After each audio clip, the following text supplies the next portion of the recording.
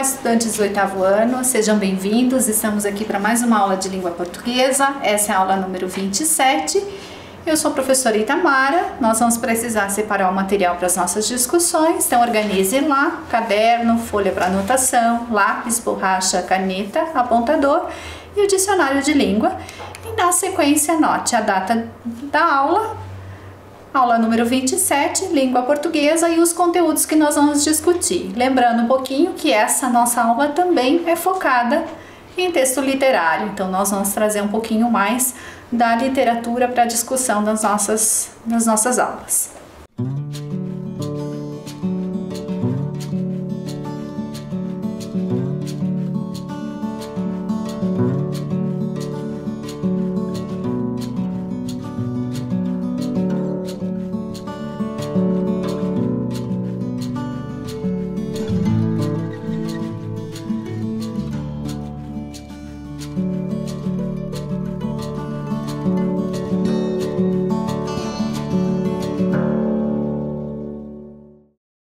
Pensando um pouquinho mais nos nossos conteúdos, nós retomamos a aula anterior. Nós discutimos um pouquinho lá da narrativa, dos elementos da crônica, das características do autor da crônica e dos livros, do livro de crônicas que nós estamos estudando, que é A Cadeira do Dentista e Outras Crônicas. Então, na aula de hoje, nós vamos focar no gênero narrativo ainda, na literatura brasileira, e lembrando a literatura brasileira mais atual, mais próxima de nós, nos elementos da crônica e na leitura de crônica.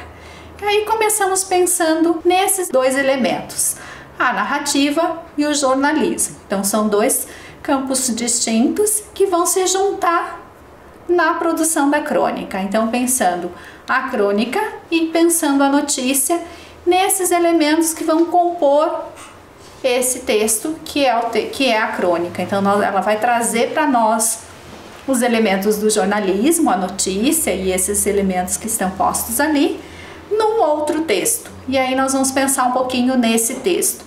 Então o que é a crônica? Então ela é uma história mais curta, em torno de um acontecimento real ou um fato. Então tem essa vinculação com a realidade, tem a vinculação com fatos do cotidiano. É um gênero narrativo vinculado no texto jornalístico, então ele está sempre associado ao jornal, à revista, aos blogs de informação.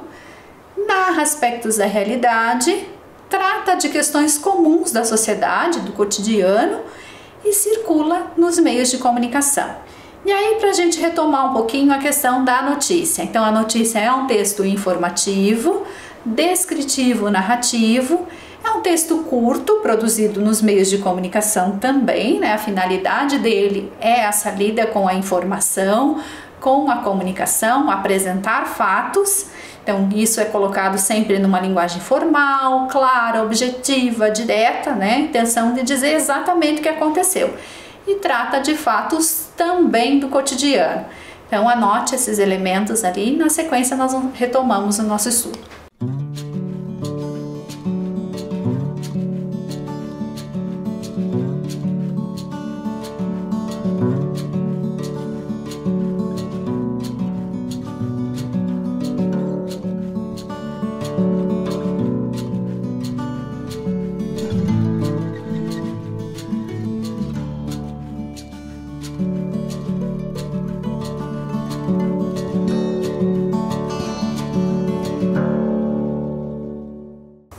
Dando sequência, nós retomamos pensando lá que elementos observar. Então, numa crônica, nós iniciamos pensando lá quem é o autor, para vir à nossa memória, O autor que nós estamos tratando é o Carlos Eduardo Novaes.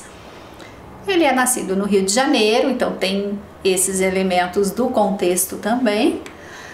E a função: cronista, romancista, contista, dramaturgo. Qual é o livro que nós estamos observando? Então, A Cadeira do Dentista e Outras Crônicas.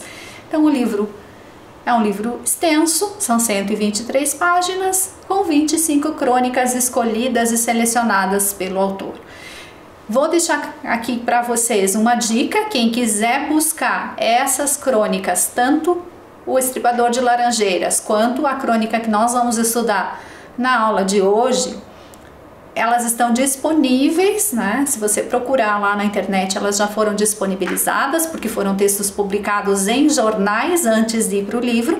Elas estão disponíveis com acesso aberto, então dá para buscar, dá para fazer a leitura integral do texto, fazendo esse processo de pesquisa. E os temas que vão ser discutidos nesse livro são temas corriqueiros da sociedade, temas do dia a dia, do nosso convívio, do nosso processo de trabalho, de estudo, enfim, das nossas ações.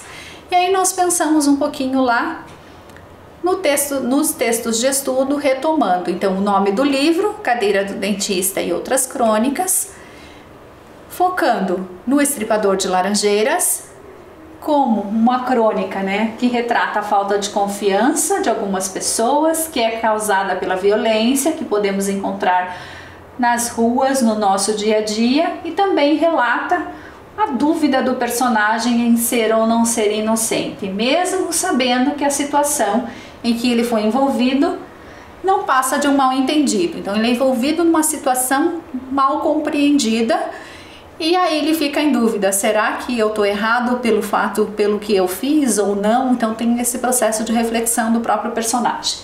E na sequência, a crônica que nós vamos estudar a partir de agora, que é Vida de Acompanhante.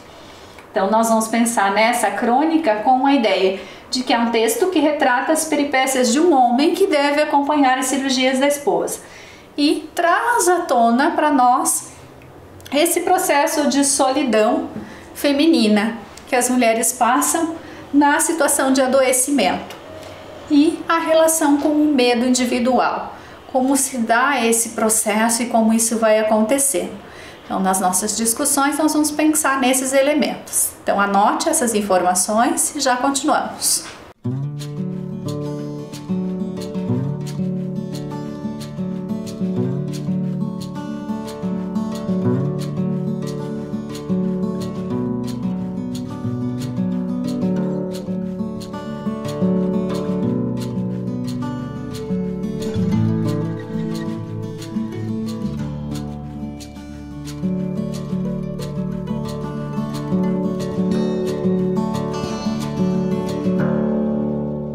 Pensando nesses textos, nós vamos para o texto Vida de Acompanhante. E iniciamos pensando numa reflexão sobre o título. Então, discutindo o título, veja lá. O título do texto que vamos estudar é Vida de Acompanhante. Você sabe o que isso quer dizer? O que significa a palavra acompanhante? Que sentido será que ela vai ser colocada nesse texto? E como que nós vamos pensar nessa relação? A gente já deu pistas disso no resuminho do texto. Você já acompanhou alguém em algum lugar? Você já esteve nessa função de acompanhar alguém? Qual é a sensação de ficar esperando a pessoa finalizar o procedimento que ela foi fazer? O que você faz enquanto espera? Qual é o papel de um acompanhante? Então reflita sobre essas questões, pense um pouquinho lá no modo como responderíamos a isso.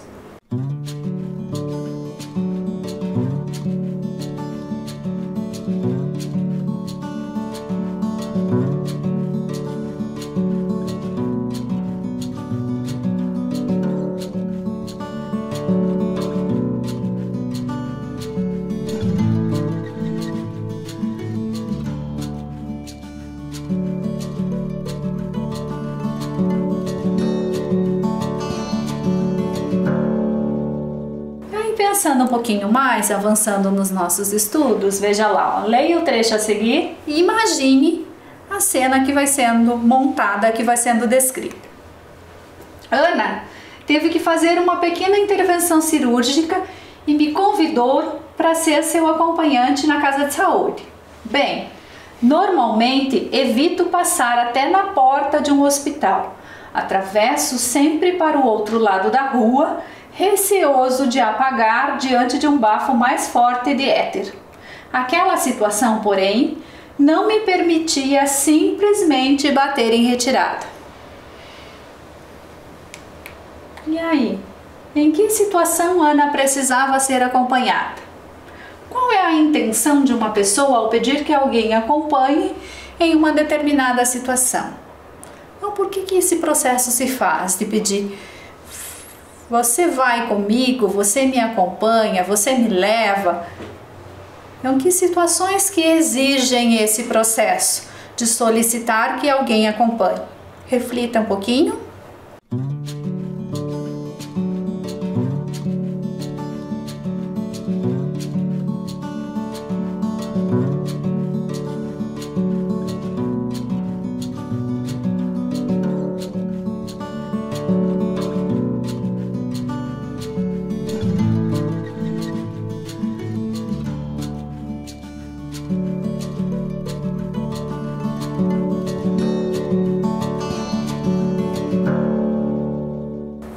Pensando lá, né, a situação que ela vai ser acompanhada é na cirurgia, numa hospitalização. E aí, observe o discurso. Mesmo assim, o medo falou mais alto e bem que tentei cair fora. Escuta, Ana, quero lhe dizer que me sinto profundamente honrado com o convite que você me faz para ser seu partner no hospital, mas será que vai pegar bem? Será que o pessoal do hospital não vai reparar de você ter o próprio marido como acompanhante? Você sabe como é esse pessoal de hospital, fala demais. Vão dizer que você é uma mulher absorvente, ciumenta, que não larga o marido nem para ser operada. E aí, pensa lá, que desculpas foram utilizadas na tentativa de não acompanhar a esposa? Como ele procede para tentar não fazer essa etapa de acompanhar a esposa? Pense um pouquinho lá.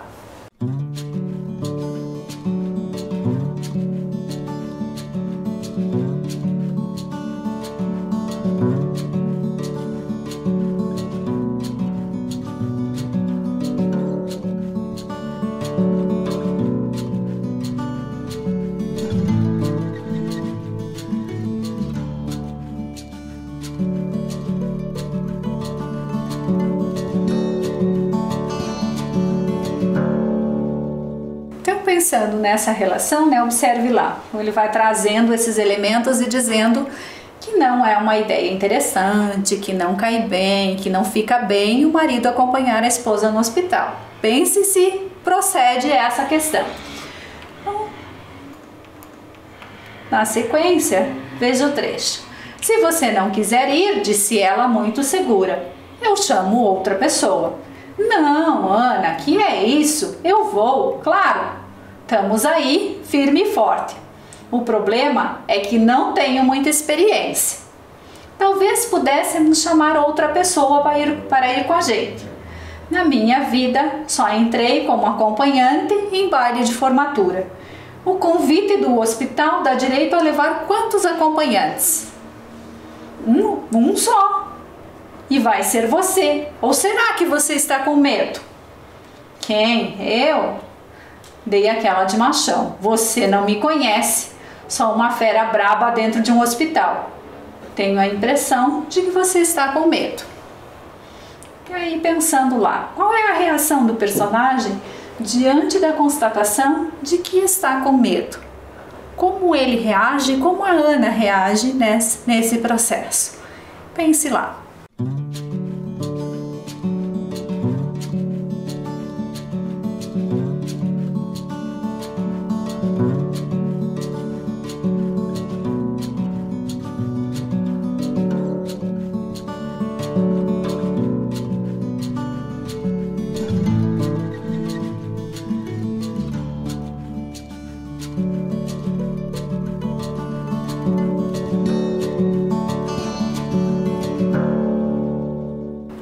Sequência, pensando um pouquinho mais lá em vida de acompanhante.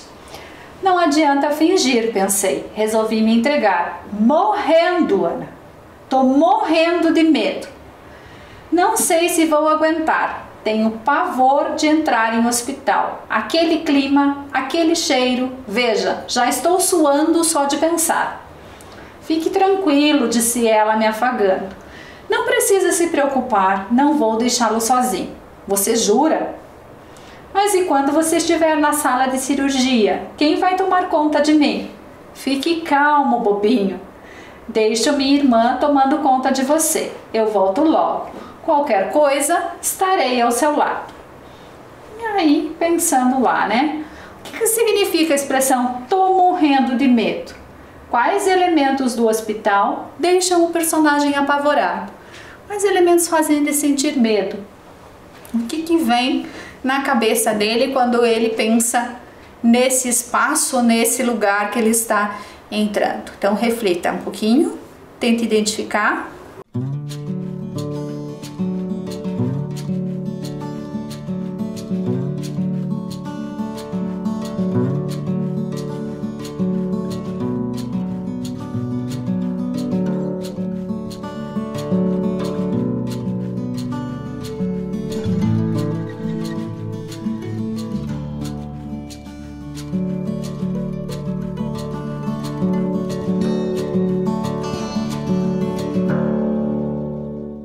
Avançando um pouquinho mais, né, pensando lá, tô morrendo de medo. A ideia é de que tô sentindo muito medo, estou literalmente apavorado, não sei o que fazer. E claro que todo o contexto do hospital faz com que ele fique com medo. Ele coloca lá, ó, aquele clima, aquele cheiro, quer dizer, estar nesse lugar ou pensar nesse lugar já deixa a pessoa com medo, já deixa a pessoa apavorada. E aí avançando um pouquinho lá, não precisa ficar nervosa, disse ao vê-la tensa. Vai correr tudo bem, não vou dar nenhum trabalho. Restava saber o que faz um acompanhante. Liguei para uma amiga que no ano passado acompanhou 4 parentes. Foi até eleita a acompanhante do ano. E perguntei se havia necessidade de levar uma maletinha de primeiros socorros, com gaze, esparadrapo, mercúrio cromo. Só se a operação fosse no meio da selva, disse ela. E aí, pensando lá, né? O que significa dizer não vou dar nenhum trabalho? Ao afirmar, resta saber o que faz um acompanhante, que experiências o personagem demonstra ter sobre hospitalização e as tarefas de um acompanhante, né? Como que ele lida com isso? Ele sabe o que ele vai fazer lá? Qual é o papel dele? Qual é o efeito da expressão só se a operação fosse no meio da selva? Então, reflita sobre essas questões.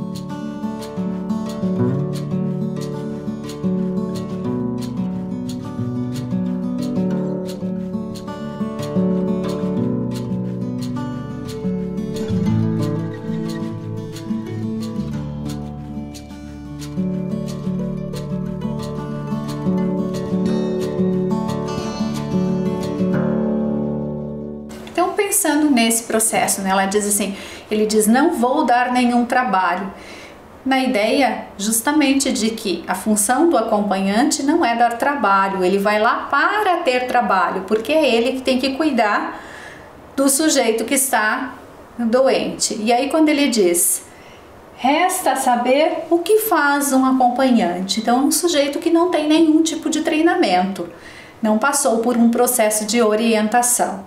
E aí ele vai fazer o papel de acompanhante e vai fazer tudo o que vai acontecer na história.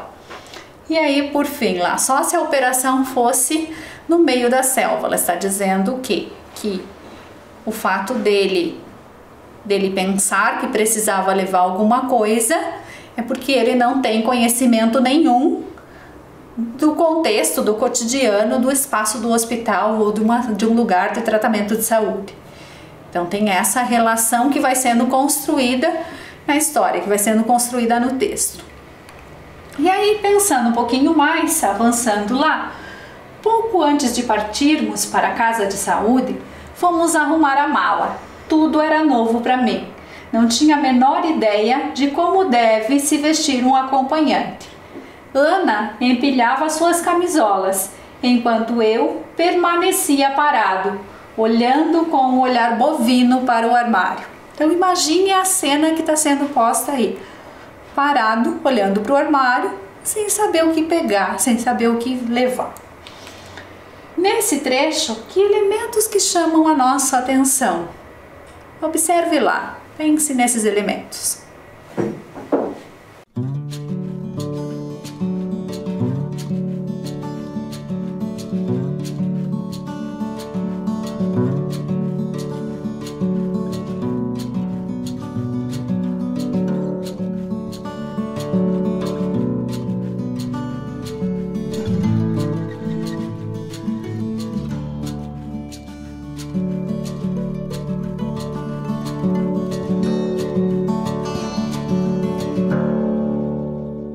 Pensando nos elementos que chamam a atenção nesse trecho, nós vamos ter a cena, né, a situação de arrumar a mala, de ver o que precisa ser levado.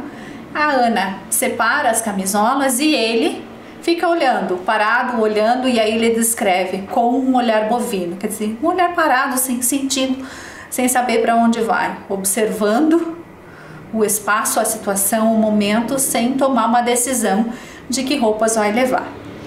E aí, avançando nas nossas leituras, vamos lá. No fundo, talvez quisesse me convencer de que iríamos apenas passar um meio de semana fora. Saímos. Ana, como é natural, mostrava-se apreensiva com a operação. E quando paramos na recepção do hospital, a enfermeira não teve a menor dúvida sobre quem era o paciente. Eu, lívido, trêmulo, transparente, preenchendo a ficha. Ainda ouvi a enfermeira perguntar a Ana se minha operação era delicada. Foi a última coisa que ouvi. Sem muito preparo para respirar aquele cheiro de hospital, desmontei no chão. Armou-se a maior confusão. Deitado num sofá de portaria, ouvia todos gritando à minha volta. "Levem-no para o CTI", gritou um. "Traga uma maca, vamos operá-lo imediatamente." O que aconteceu no hospital? Reflita lá sobre esse trecho.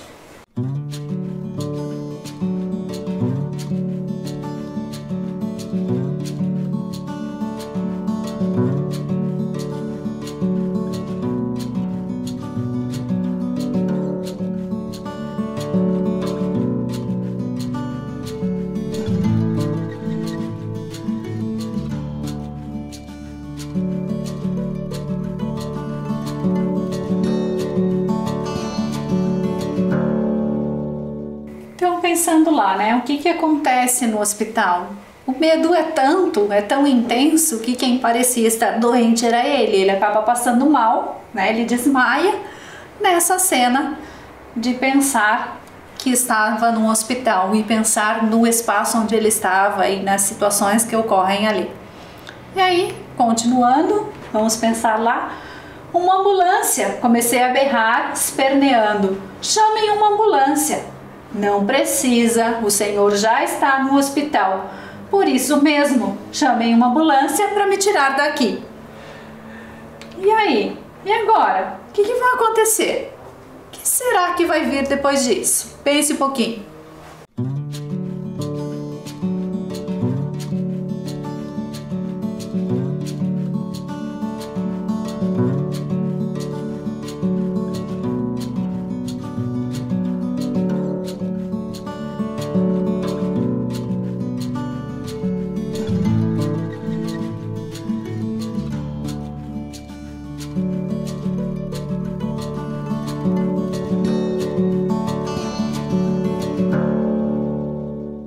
Pensando nessa cena, né? Como se construiu esse processo? O que vai acontecer? Ele foi entendido como doente e ela vai ser atendida ou não?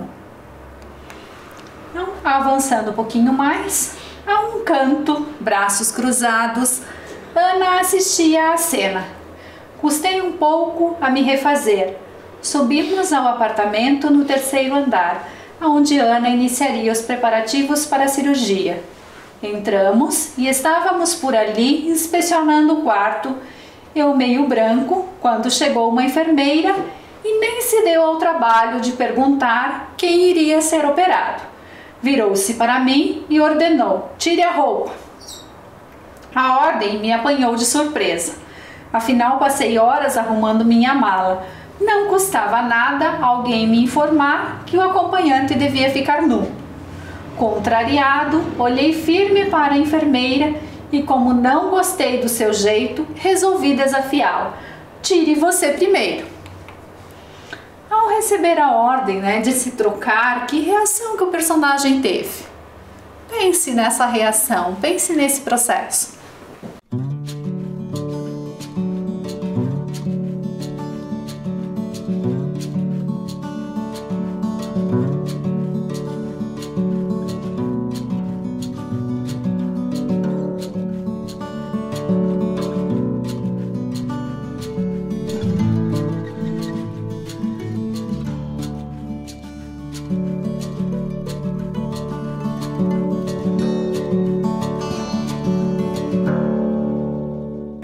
Pensando um pouquinho nesse trecho, a gente percebe, a gente observa que tem a maior confusão nesse processo de troca e de entender quem é o paciente, quem realmente vai fazer a cirurgia ou não. Claro que a gente está pensando aí num cotidiano hospitalar que aconteceu lá em 1993, 94, quando o autor escreve essa crônica. Mas tem um outro processo também dessa falta de informação. Hoje, a maioria dos hospitais tem um processo de informação para o paciente, para o acompanhante, explica como funciona, confere as informações que estão lá no prontuário, já coloca uma identificação do paciente na entrada do hospital. Então tem todo um processo que é diferente, mas antigamente fazia-se essas confusões mesmo, porque não se identificava o paciente, porque era um processo diferente. Então tem toda uma questão técnica aqui de aprimoramento que não estava presente nesse momento, nessa situação em que eles acabam sendo confundidos, quem é o paciente, quem é o acompanhante, e também não sabem quais são suas funções. Vão pensando lá, mas eu não vou ser operada, nem eu. Mas então, o que é que o senhor está fazendo deitado na cama do paciente? A enfermeira obrigou-me a levantar. Como? Com dor de cabeça, falta de ar, tonto, só consegui sair carregado por ela e por Ana. As duas me botaram sentado numa cadeira de fórmica. Às 17 horas, Ana iniciou os preparativos preliminares para a operação, marcada para as 21h30. Então, na cena descrita, como estava o acompanhante? Qual era a aparência dele? Que a gente consegue identificar essa pessoa? Como que ela estava? Como que ela pode ser observada?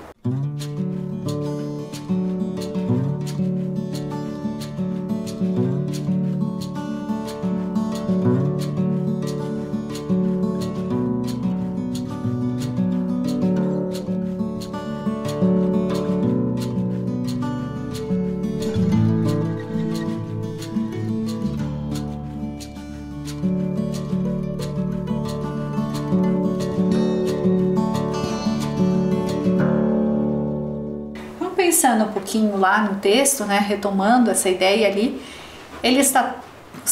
o estado dele é de mal-estar tão grande que ele sente dor, ele sente tontura, ele sente falta de ar por uma relação com o medo. E ele acaba tendo que ser carregado pela esposa e pela enfermeira para chegar até a cadeira onde ele vai ficar sentado. Então pensa na situação e pensa na cena que vai se montando. Então, dando continuidade lá, o sofá quebrado só abria de um lado. Acompanhante, pensei, é tratado como a mosca do cavalo do bandido. Tive que me ajeitar para caber no sofá, como um calói dobrável. Ficamos ali, os dois deitados em silêncio. De vez em quando, passando mal, pedi a Ana para pegar um copo d'água, para fechar a cortina.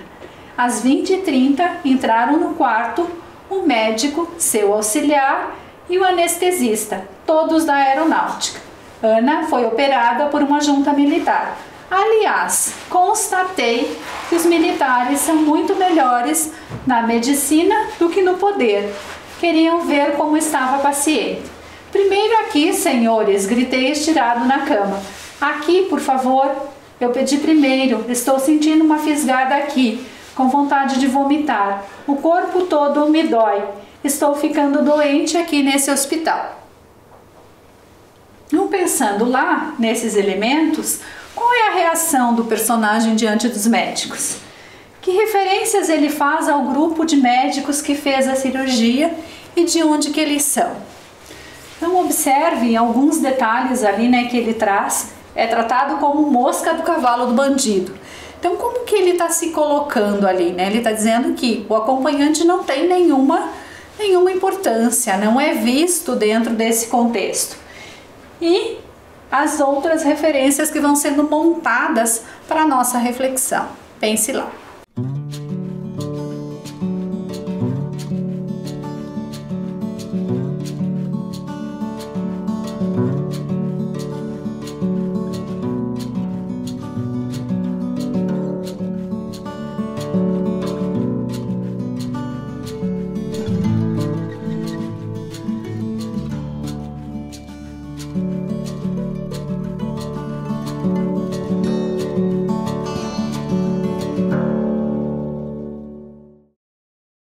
Pensando nessa reação, né, a gente consegue observar nesse trecho que é ele que queria ser atendido.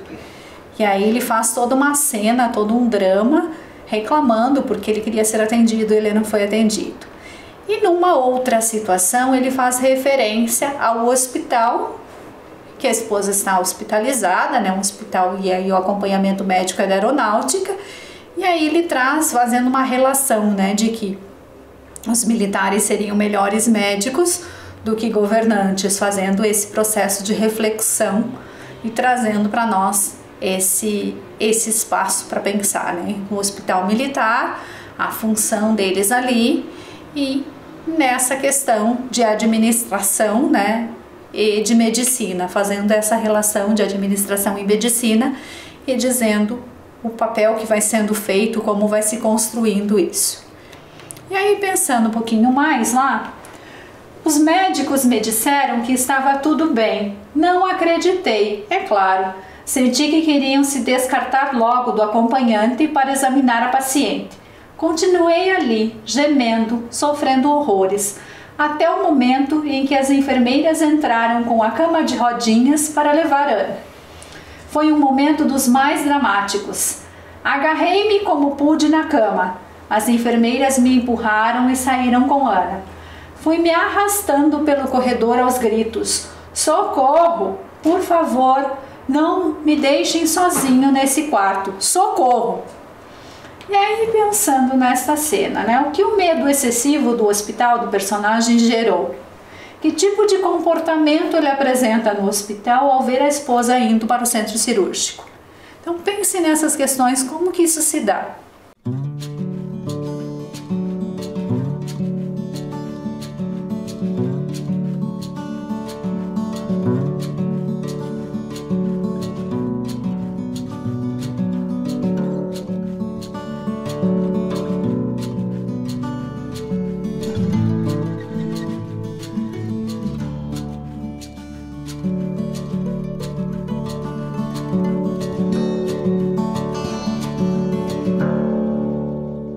Pensando lá, né, o medo excessivo faz com que ele tenha uma cena de pavor e ele apronta horrores dentro do espaço do hospital por conta do medo que ele tem do hospital e de ficar sozinho. A cena de se agarrar na cama não é nem para que a esposa não vá, é por conta do medo que ele tem de ficar sozinho nesse lugar, nesse espaço que é o hospital.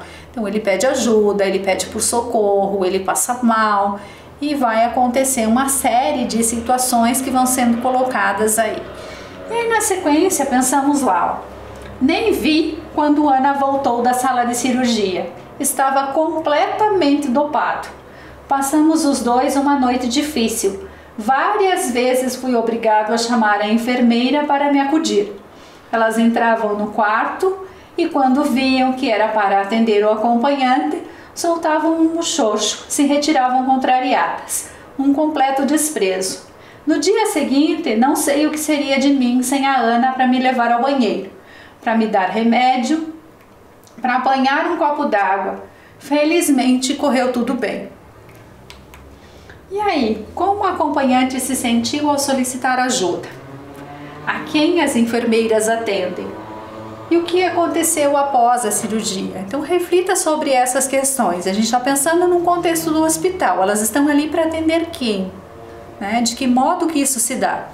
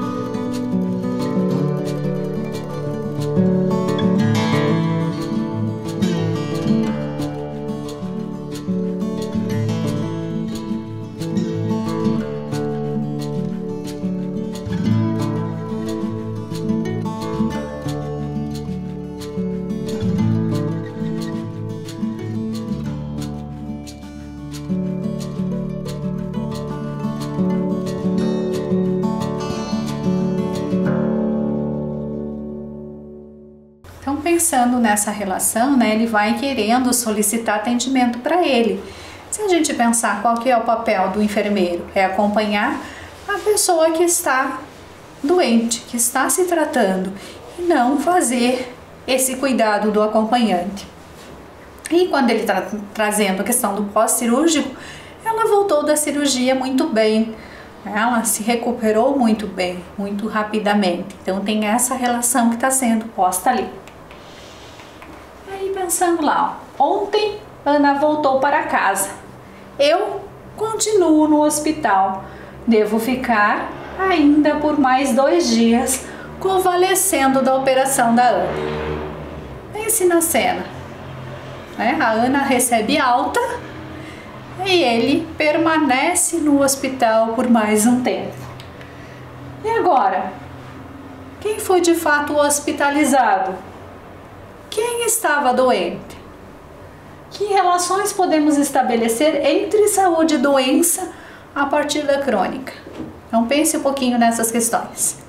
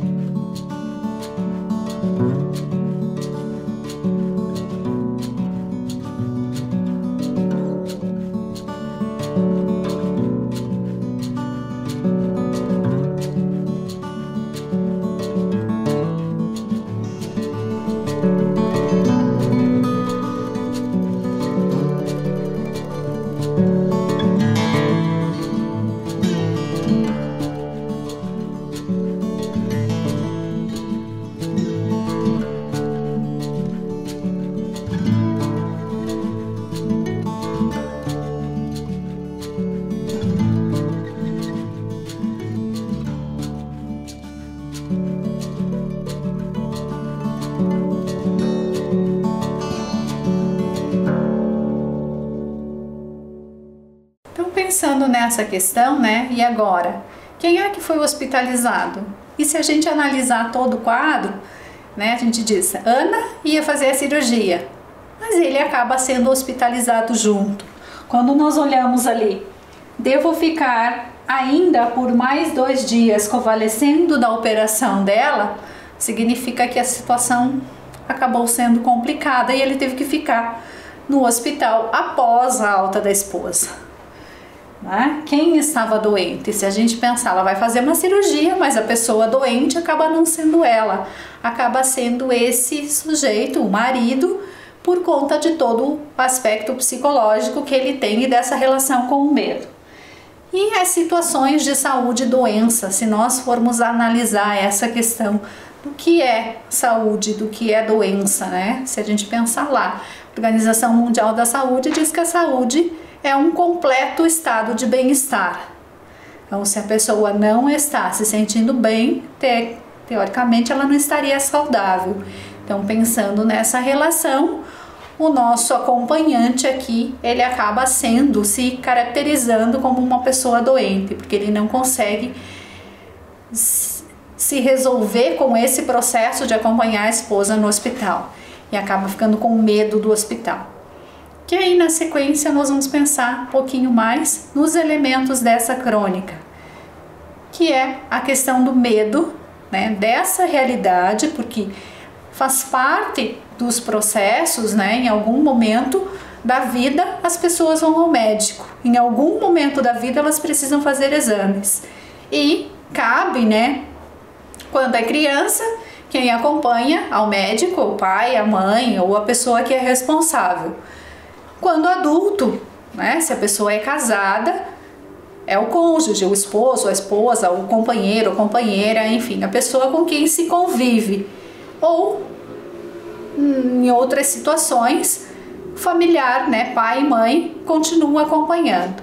Mas na nossa realidade aqui, uma situação de medo extrema dessa relação. E aí a gente consegue pensar, né, nesta crônica, a questão da saúde com a questão da doença, que vão sendo colocadas, vão sendo discutidas o tempo todo.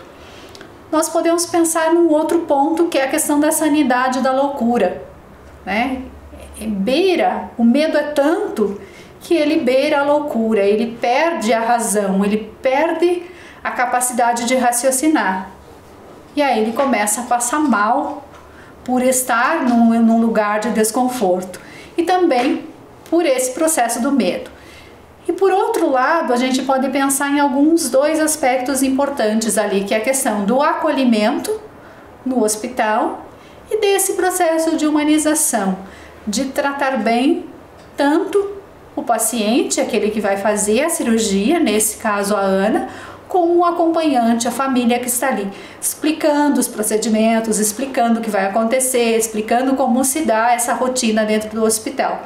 Então, quando a gente pensa nessa relação de humanização, a gente tem uma forma de clarear isso, de acolher um pouco melhor quem está dentro desse espaço, quem está chegando, quem nunca conhece, quem nunca esteve hospitalizado, quem nunca passou por um processo assim.